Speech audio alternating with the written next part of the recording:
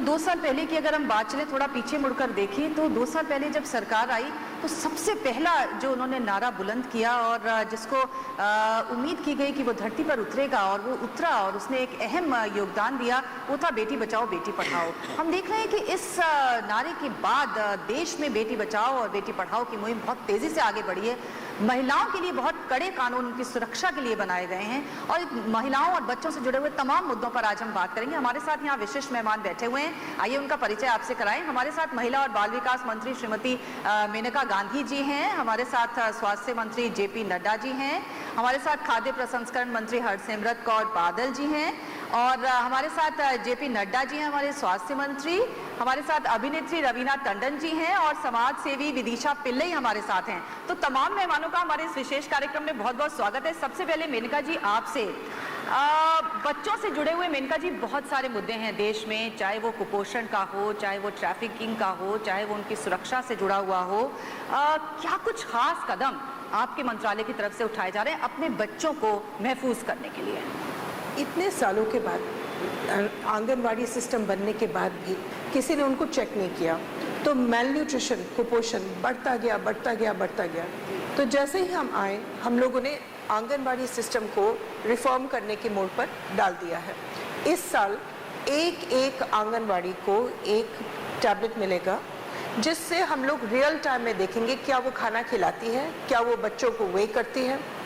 इसमें 2 साल के अंदर अंदर आप देखेंगे कुपोषण बहुत ज़्यादा गिर जाएगा। ये लापरवाही से हो रहा था, ये नहीं कि कुछ और खराबी थी।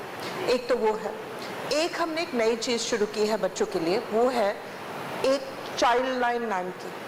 चाइल्ड लाइन में 500 टाउन्स में हमने लगाया है एक सिस्टम, जिसमें कोई बच्चा सड़क पर हो, किडनैप हो, भागा हुआ हो, बीमार हो, अकेले हो, वो फ़ोन कर सकता है 1098 और हम उनको या तो उठा लेंगे, उनके लिए कुछ करेंगे। आपको यकीन नहीं आएगा कि हमने कितने बच्चों को बचाया। खाली फरवरी के महीने में 11 लाख, मार्च में 13 lakh. I mean, this is the only system of its kind in the world. और अब हम लोग कोशिश कर रहे हैं कि हमारे जो पड़ोसी देश हैं वो भी ऐसे शुरू कर लें। तो ये कुछ चीज़ें हैं। फिर ऑफ कोर्स हमने नए किस्म के अडॉप्शन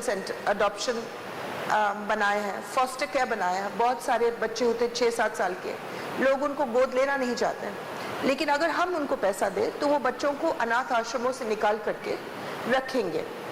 तो हमने वो भी शुरू करवाया है। पहले 400 चिल्ड्रंस होम्स को हम पहचानते थे, अब तो 30,000 के करीबन तक पहुंच गए हैं, क्योंकि सबको मजबूरन अब गवर्नमेंट सिस्टम में आना पड़ रहा है। तो ये कुछ सिस्टेमिक चेंजेस हैं। और एक और चीज़ जो हमने शुरू किया है, वो एक क्या बोलते हैं, कंप्यूटर पर साइट शुरू की है, खोया पाया। और इस खोया पाया में कोई भी इंसान देश में अगर कोई बच्चा खो जाए तो उसका नाम, तस्वीर डाल सकते हैं। और इस साइट के जरिए जो पिछले साल शुरू हुआ है, 100 बच्चे अब मिल चुके हैं। हमारे साथ जेपी नड्डा जी हैं। जेपी नड्डा जी, इंद्रधनुष नाम की जो एक योजना चल रही है, हम जान रहे हैं कि बच्चों के स्वास्थ्य सेवा प्रदान करने के लिए एक बहुत ही इम्पोर्टेंट है। किस तरह के रिजल्ट्स इंद्रधनुष के मिले हैं आपको? देखिए, सबसे पहले तो मैं इंद्रधनुष के कार्यक्रम की थोड़ी रूपरेखा आपके सामने रखना चाहूँगा। जब हमारी सरकार बनी तो प्रधानमंत्री जी ने एक टारगेट हमारे सामने रखा कि बच्चे इस देश में जो प्रिवेंटेबल डिजीज से बचाए जा सकते हैं, प्रिवेंट किए जा सकते हैं, उनको हर तरीके से बचाने की कोशिश की जाए। देश में लगभग 2 करोड़ 70 लाख बच्चे प्रतिवर्ष पैदा होते हैं। इसमें से अप्रॉक्सीमेटली 90 लाख बच्चे ऐसे हैं जिनका टीकाकरण नहीं होता, उनकी इम्यूनाइजेशन नहीं होती। और उसमें से 20 लाख ऐसे बच्चे हैं जो बेचारे गरीब माँ बाप के बच्चे हैं, कभी लेबर है वो इधर है, कभी दूसरी तरफ चला जाता है, माइग्रेटरी लेबरर्स हैं, किलन वर्कर्स हैं, उनकी बिल्कुल इम्यूनाइजेशन नहीं होती थी। और 70 लाख चिल्ड्रन ऐसे थे जिनकी पार्शली इम्यूनाइजेशन होती थी। तो हम लोगों ने मिशन इंद्रधनुष लिया। इंद्रधनुष के 7 रंग होते हैं और उसी तरीके के 7 तरीके के टीका, यानी vaccination, diphtheria, whooping cough, measles, rubella, इस तरीके के 7 हमारे टाइफाइड, इन सब के जिससे हम बचा सकते हैं, हेपेटाइटिस बी, उनके हम इम्यूनाइजेशन के प्रोग्राम को हमने शुरू किया। और ये जो लेफ्ट आउट्स थे, इन लेफ्ट आउट्स के लिए हम लोगों ने स्पेशल प्रोग्राम चलाया। रूटीन इम्यूनाइजेशन अलग, उससे छोड़ करके इन ए मिशन मोड इन लेफ्ट आउट्स को ढूंढ करके इनकी इम्यूनाइजेशन की जाए। जो माइग्रेटरी लेबरर है उसको ढूंढना, उनके बच्चों को टीकाकरण करना। अप्रॉक्सीमेटली इन 3 स्टेजेस, 3 फेजेस 497 डिस्ट्रिक्ट्स को हमने कवर किया जिनकी इम्यूनाइजेशन 50% से बिलो थी। और आपके साथ मुझे शेयर करते हुए खुशी होगी कि 1 साल के अंदर 1,62,00,000 ऐसे बच्चों का टीकाकरण हुआ, जिसमें से 45 लाख चिल्ड्रन टोटली इम्यूनाइज्ड हो गए और बाकी पार्शियली इम्यूनाइज्ड हुए। The immunisation has increased in 1 year 5 to 7%, 5 से 7% बढ़ गया। हमने इसमें कुछ नए वैक्सीनेशन भी जोड़े, जैसे रोटा वायरस। डायरिया से देश में 10 लाख बच्चे हॉस्पिटलाइज होते हैं हर साल, जिसमें से 80,000 बच्चों की जीवन लीला समाप्त हो जाती है। ये रोटा वायरस के इम्यूनाइजेशन के कारण हम 10 लाख बच्चों को हॉस्पिटलाइज होने से रोकेंगे और 80,000 जिनकी जीवन लीला समाप्त होती थी उनको हम बचा सकेंगे। तो एक प्रोसेस हमने शुरू किया है इम्यूनाइजेशन का, to make the child healthy, strong and with vaccination he should be healthy. हमारे साथ हरसिमरत कौर जी बैठी हुई हैं। हरसिमरत जी, अगर हम आंकड़ों की बात करें तो अगर सुकन्या समृद्धि जो योजना है उसमें कहा गया है कि 91 लाख अकाउंट खुले हैं। जाहिर है ये एक बहुत अच्छा रिस्पॉन्स है। किस तरह से आप देख रही है, इस कितनी फायदेमंद हो रही है खासतौर से बेटियों के लिए, उनके भविष्य के लिए? देखिए, जब से 2 साल पहले मोदी जी की सरकार बनी है, तो चाहे आप उनका लाल किले का भाषण देख लें या हर एक मंत्रालय में जैसे काम किए गए हैं, उनका फोकस बहुत क्लियर है कि हमारे देश की जो आधी आबादी औरतों की है और देश में जैसे हमारे इंडियन सोसाइटी का माइंडसेट, जिसका झुकाव लड़कों की तरफ प्रति ज़्यादा है, वो रेशो में भी रिफ्लेक्ट करता है। तो Modi ji as a leader of the country ने हर एक तरफ से कोशिश करी कि आज हमारे देश की बच्चियों को और औरतों को बराबरी के मौके मिले और लोगों का माइंडसेट चेंज किया जाए। सो बेटी पढ़ाओ बेटी बचाओ आंदोलन के अंडर जो उन्होंने ये नारा दिया, उसमें ये सुकन्या समृद्धि योजना में ये एक बहुत ही पॉजिटिव स्टेप था, जहां आपकी 10 साल की उम्र की बच्ची जब तक नहीं हो जाती, आपकी जितनी बच्चियां हों उनके लिए आप 1000 रुपए आप जमा कर सकते हैं और हर महीने आप पैसे उसमें जमा कर सकते हैं। आज तक तकरीबन 91 लाख, जैसे आपने कहा, लोगों ने इसका फायदा उठा के तकरीबन 6,500 करोड़ रुपए जमा किए गए हैं। और ये पैसे आप जब तक 1.5 लाख रुपए तक साल तक आप उसमें जमा कर सकते हैं। इस पैसे को जो जमा किया जाता है ये भी टैक्स फ्री होता है, ATC का आपको उसमें एग्जेम्पशन मिलती है, और जब ये जमा होके बच्ची को मिलता है तब उसमें भी कोई टैक्स नहीं लगता और बहुत अच्छे रेट पे 8.6% के इंटरेस्ट रेट से मिलता है। सो ये एक बच्ची की एजुकेशन के लिए हो, उसकी शादी का जो बोझ लोग समझ के समस्या करते हैं, इसको देखा जाए, या फिर अन्य जितनी योजनाएं हैं, मैं समझती हूँ कि कई ऐसी योजनाएं, जैसे एक ये है मुद्रा योजना में भी औरतों को बहुत बड़ा लाभ मिल रहा है। कई ऐसे कि अब बेसिक्स जैसे टॉयलेट्स भी आप देख लें, आज लड़की की एजुकेशन रह जाती है क्योंकि एक उम्र के बाद नहीं। 4 लाख से ज्यादा टॉयलेट्स पिछले 2 सालों में सरकारी स्कूलों में गर्ल्स के लिए बनाए गए ताकि उनकी एजुकेशन है। सो कई स्टेप्स, ये मोदी जी की एक विजन रही है। जी, हमारे साथ रवीना टंडन जुड़ी हुई है। रवीना जी, हम जानते हैं कि आपने 2 बेटियों को अडॉप्ट किया है, हम जानते हैं आप क्राय से जुड़ी हुई हैं और आपने एक बार 30 बच्चियों को अपने घर में शरण दे दी थी। जरा बताइए कि ये जो प्रेरणा का जो फूल खिला है आपके दिल में, ये कहाँ से खिला, कहाँ से आपको ये प्रेरणा आई कि मैं ये ऐसा काम करूँ? देखिए, पहली बात तो my self being a woman, मैं उनमें से लकी हूँ जो मेरी परवरिश ऐसी हुई, जो मेरा भाई करता था, मेरे फादर ने बोला तुम भी करोगी। कभी हम दोनों में एक डिफरेंस नहीं देखा, फ़र्क नहीं देखा, तो मैं उनमें से लकी हूँ। लेकिन जब मैं when I was growing up, मैंने देखा कि काफ़ी ऐसी हैं लड़कियाँ जिनको वो चांस नहीं मिलता, वो मौका नहीं मिलता कर दिखाने का कि वो किसके लायक हैं। वो क्या कर सकती हैं। और मैं हमेशा सोचती हूँ कि बच्चियों को पंख दो तो वो ऐसे उड़ेंगी कि आसमान तक छुएंगी। और ये एक खासियत है जो मुझे सरकार में इस बार दिखाई दे रही है, वो एक जोश जो करने का, जो ये पूरा आंदोलन है बेटी पढ़ाओ बेटी बचाओ, क्योंकि ये बहुत ज़रूरी है। क्योंकि अगर एक बेटी पढ़ती है, वो आगे बढ़ती है, आगे आखिर में एक महिला ही है जो अपने पूरे परिवार को आगे बांधती है और आगे उन्नति की तरफ लेके जाती है। तो बहुत ज़रूरी है कि जो हमारा फाउंडेशन है, जो हमारी बेस है, जो हमारी माएँ हैं, जो हमारी बहनें हैं, पहले उनको पढ़ाया जाए, उनको बढ़ाया जाए, उनको वो स्ट्रेंथ दिया जाए कि वो आगे बढ़ के कर दिखाएं जो वो कर सकती हैं। तो जब मैंने देखा मेरी हैसियत इतनी नहीं है कि मैं पूरे देश को सुधार सकूं, ये तो सब आप लोगों के हाथ में है। लेकिन हाँ, जहाँ जहाँ मेरी हैसियत है और जहाँ जहाँ मैं समझती हूँ मैं मदद कर सकी, मैंने किया। जैसे कि आपने कहा कि वो 30 बच्चियाँ थीं, क्या हुआ और था उसमें? एक अनाथालय था जिसको मैं लगातार थोड़ी मदद करती थी। और वो अनाथालय का जो लैंडलॉर्ड था वो रेंट पे था। उनको सडनली थोड़ी ग्रीड लग गई, तो उनको बेटर कहीं रेट मिल रहा था, तो उन्होंने सब बच्चियों को और सिस्टर्स को रातों रात समेत बोरी बिस्तरा के साथ बाहर रास्ते पे कर दिया कि आप लोग निकलो। और सिस्टर्स ने मुझे फ़ोन किया, तो मैंने उनको बोला कि मेरा घर, मेरे दरवाजे खुले हैं, आप लोग आ जाओ। 1 साल तक बच्चियां मेरे साथ रहीं। क्या बात! मैंने अपने इंडस्ट्री के, क्या बात! मेरे जितने इंडस्ट्री के मित्र हैं, चाहे वो करण जौहर जी हो, चाहे वो शाहरुख जी हों, थोड़ा थोड़ा सबसे डोनेशन लिया, उनके लिए ज़मीन खरीदी और उन लोग के लिए एक नया अनाथालय बना के दिया। तो मैं समझती हूँ, जैसे कि मैंने कहा, जहाँ जहाँ मैं मदद कर सकती हूँ मैं ज़रूर करूँगी। जी, और अब तो माशाल्लाह आपकी बेटियां बहुत बड़ी हो गई हैं, बेटियों के भी आगे बच्चे हो गए, जी हाँ, जिनको आपने अडॉप्ट किया। जी हाँ, बहुत पहले जैसे कि मैंने कहा कि एक्चुअली मेरी मम्मी भी बहुत ऐसे सोशल वर्क में रहती हैं, जुड़ी हुई हैं। तो जब मैं उनके साथ गई, हर समय मैं एक छोटा सा बेबी देखती थी, मम्मी को बोलती थी प्लीज़ इसको घर लेके चलते हैं। How sweet. तो मम्मी बोलती थी नहीं, हम लोग जितना कर सकते हैं करेंगे, but she has to lead a normal life. ये 2 बच्चियाँ ज़्यादा दूर नहीं, मेरे अगल बगल ही मेरे सामने पैदा हुई थी। और मैंने सोचा अगर बाहर मैं इतने लोगों को मदद करती हूँ, तो ये 2 बच्चियों को तो मैंने जन्म लेते हुए देखा है, मेरे 2nd 3rd कज़न की बच्चियाँ थी।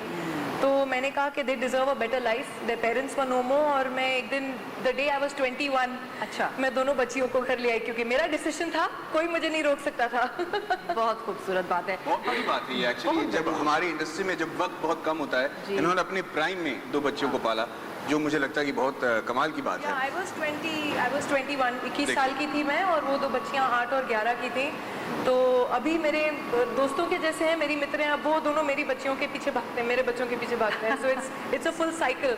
जी, रिजिजू जी, अगर हम बात करें चलते चलते नॉर्थ ईस्ट की बात करें, तो वहाँ तो मातृसत्तात्मक समाज है और महिलाएं बहुत दमखम रखती हैं वहाँ सोसाइटी में। आपको क्या लगता है किस तरह का बदलाव आज हमारी सोसाइटी में आ रहा है? और अगर हम नॉर्थ की भी बात करें तो किस तरह से हम प्रेरणा ले सकते हैं अपने नॉर्थ ईस्ट से महिलाओं को वो सशक्तिकरण का वो अंदाज देने में? देखिए, पूर्वोत्तर में सबसे खास बात यह है कि महिलाएं जो होते हैं वो बिल्कुल फ्रंट में रहती हैं। वो किसी भी तरीके से सामाजिक रूप से, सांस्कृतिक रूप से, किसी भी रूप में वो पीछे नहीं रहती हैं, वो आगे रहती हैं। और ये कुछ ऐसी चीज़ें हैं जो हमारे सेंट्रल इंडिया में कुछ समस्याएं हैं, उसको ये हम लोग को मिक्स करना चाहिए, एक दूसरे के बारे में जानकारी रखना बहुत ज़रूरी है। क्योंकि मैं ये मानता हूँ कि किसी भी प्रोग्रेसिव सोसाइटी में अगर जानना है कि एक समाज कहाँ तक पहुँचा है, तो उस समाज में जो महिला है वो अपने आप को कितना सुरक्षित महसूस करती है, वो इस चीज़ का मापदंड करती है। दूसरा ये मैं कहना चाहता हूँ कि हमारा मंत्रालय और महिला और बाल विकास मंत्रालय के बीच में काफ़ी अच्छा तालमेल है। हमारी सरकार बनने के बाद हमने ये पाया कि जो सुरक्षा को लेकर के निर्भया फंड ये क्रिएट किया गया था पिछले सरकार के समय में, लेकिन इसका खर्च बिल्कुल नहीं हुआ। हमने ये सुनिश्चित किया कि बिल्कुल इसका प्रावधान होना चाहिए और खर्च भी होना चाहिए। मैं मेनका जी को खास करके धन्यवाद देना चाहता हूँ कि हमारे गृह मंत्रालय से जो भी हमने प्रपोजल भेजे हैं, पायलट प्रोजेक्ट जो भी महिला सुरक्षा के लिए, क्योंकि विस्तार से अभी बताने का समय नहीं है, कुछ पायलट प्रोजेक्ट तुरंत उसको पास किया है, स्वीकृत दिया है और हम उसको अभी लागू करने की स्थिति में है। इससे बहुत इस देश में क्रांतिकारी बदलाव आपको देखने को मिलेंगे। Thank you. मैम मैं आपसे एक बात कहना चाहता हूँ, जब भी मैं कोई फिल्म करता हूँ और हम एक्टर्स बहुत स्वार्थी होते हैं, हम देखते हैं कि भाई ये फिल्म करते वक्त हमें कितना फ़ायदा होगा, हम कितने बड़े हीरो बन सकते हैं, लेकिन मुझसे हमेशा कहा जाता है कि मेरे फिल्मों में जो हीरोइन हैं उनकी भूमिका कुछ ज़्यादा इंपॉर्टेंट होती है और उन्हें नेशनल अवार्ड दिया जाता है। पर जब भी फिल्म मैं चूज़ करता हूँ या सेलेक्ट करता हूँ, ये कभी मेरे नज़र में नहीं आया, मेरे ध्यान में नहीं आया कि हमें एक ऐसा रोल लेना चाहिए जहाँ पे फीमेल का जो किरदार है वो हमसे छोटा हो या कम हो। वो कहानियाँ मुझे भाती नहीं थी। जब कोई डायरेक्टर मुझसे कहता था कि इस शॉट में आपको इस औरत को चाटा मारना है, मैं फ़ौरन उस फिल्म को ड्रॉप ही कर देता। मेरे इतने 65 फिल्मों मैंने आज तक किसी औरत पर हाथ तक नहीं लगाया और ऊपर वाले की दुआ तक आज तक यही हूँ। मुझे लगता है कि ये बात कंडीशनिंग की है, क्योंकि जिस माहौल में मैं पैदा हुआ था, मेरी माँ I was an empowered woman, वो एक बैंक में चीफ मैनेजर थी, मेरी बहन को बहुत सारी सुविधाएं उपलब्ध थी जो मुझे दिया गया था, और मेरे दिमाग में ये कभी नहीं आया कि ये हमसे कमज़ोर हैं या हमसे अलग हैं। ये जो माहौल बनाने की ज़रूरत है, जो औरतों को घर में बनाने की ज़रूरत है, मुझे लगता है कि औरत इसमें ज़्यादा कंट्रीब्यूट कर सकती हैं। ये हम एजुकेशन बाकी बरों में जहाँ पे ये नहीं होता है उन्हें कैसे दे सकते हैं? पूर्ण बात की। I mean I am just looking at the panel. कुछ साल पहले अगर आप देखते हैं, जब भी हम महिला या शिशु की बात करते हैं तो सिर्फ महिलाएं होती थी। जी हाँ, मैं बिल्कुल हीरो की तरह फील कर रहा हूँ। Only women can talk about women and children, but आज यहाँ पे 3 जेंटलमैन हैं and playing a very key role.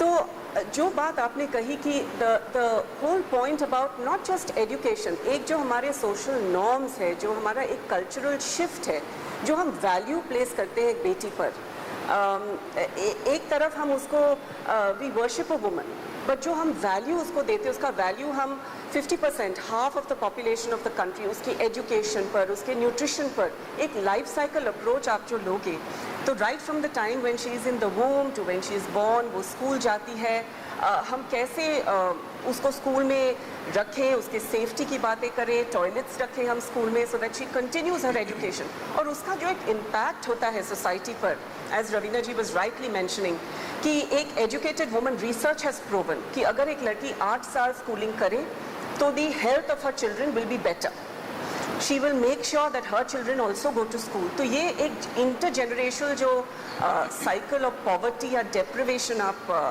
देखते हैं, उसमें एजुकेशन, चेंजिंग सोशल नॉर्म्स और माइंडसेट बहुत ज़रूरी होती है, और उसमें सिविल सोसाइटी ऑर्गेनाइजेशंस जैसे हम, जैसे सेव द चिल्ड्रन, हम कम्युनिटीज़ के साथ जुड़ के उनके साथ उनके ट्रेडिशनल प्रैक्टिसेस को, ताकि वो जो अच्छे प्रैक्टिसेस हैं वो रखने बहुत ज़रूरी होते हैं, बट जो बैरियर्स बन जाते हैं in the way of development of women, वो कैसे शिफ्ट करें, हम उस पर भी फोकस करते हैं। जी हाँ, बिल्कुल आप विदिशा से सही कह रही हैं, और एक ऐसी ही मिसाल से अब हम आपको रूबरू भी करवाते हैं। हम आपको हरिद्वार लिए चलते हैं, जहाँ हमें मिली रेशमा खान। उन्होंने इस दिशा में क्या कुछ कर दिखाया है, आप ज़रा खुद देखिए।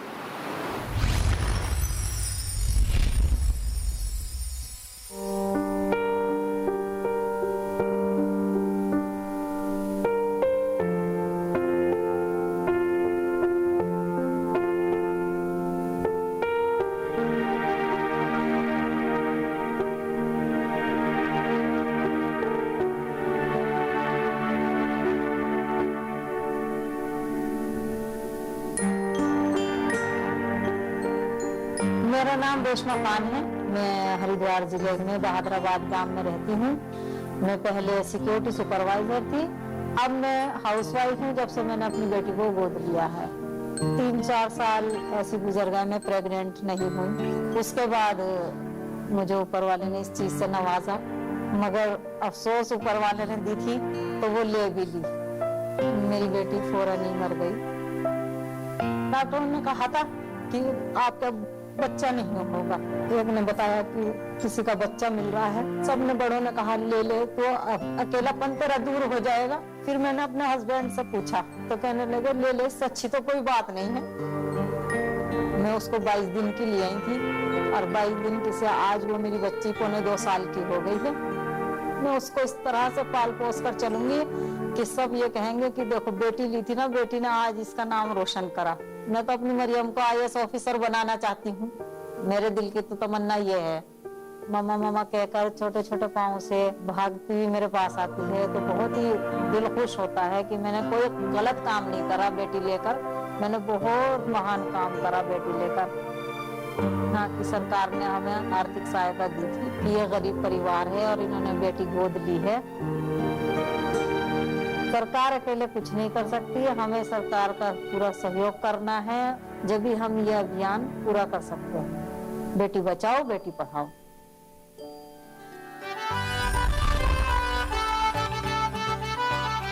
रेशमा खान की कहानी आपने देखी, कितनी इंस्पायरिंग है माधवन, नहीं? रेशमा खान की कहानी सभी लोगों को निश्चित तौर पर प्रेरणा देती है, लेकिन